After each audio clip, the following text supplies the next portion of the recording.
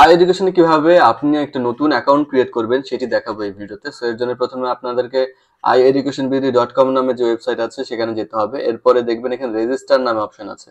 So আমি register বাটনের উপর প্রেস করলাম। রেজিস্টার বাটনের উপর প্রেস করার ফলে আপনার কাছে এরকম একটা লেআউট আসবে। এখন এখানে কি করবেন, এখানে প্রথমে ফুল নেমে আপনার যে নাম সেই নামটা দিবেন এবং আপনার যেই ফোন নাম্বারটা সেই ফোন নাম্বারটা দিবেন যেখানে আপনার পরবর্তীতে মনে করেন আপনি যদি কখন পাসওয়ার্ড ভুলে যান তাহলে যেন এই পাসওয়ার্ডটা আপনি এই ফোন নাম্বারে পান। সো এসএমএস এর মাধ্যমে পেতে গেলে আপনাকে প্রথমে এই জায়গায় আপনার ফোন নাম্বারটা দিতে হবে এবং এখানে ইমেইল অ্যাড্রেস এটা হচ্ছে আপনার অপশনাল।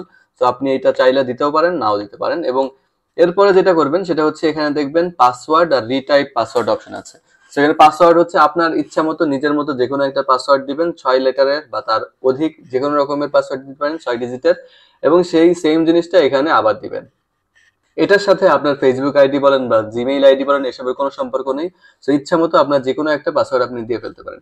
এবং এরপরে যেখানে দেখবেন ইনস্টিটিউট আছে এখানে হচ্ছে আপনার স্কুল বলেন বা কলেজ বলেন যেটাই হোক সেটা এখানে দিয়ে দিবেন। দিয়ে এখানে I agree with terms and condition, terms and rules দিয়ে সাইন আপ বাটনের উপর প্রেস করার ফলে আমাদের আই এডুকেশনে আপনার একটা অ্যাকাউন্ট ক্রিয়েট হয়ে যাবে।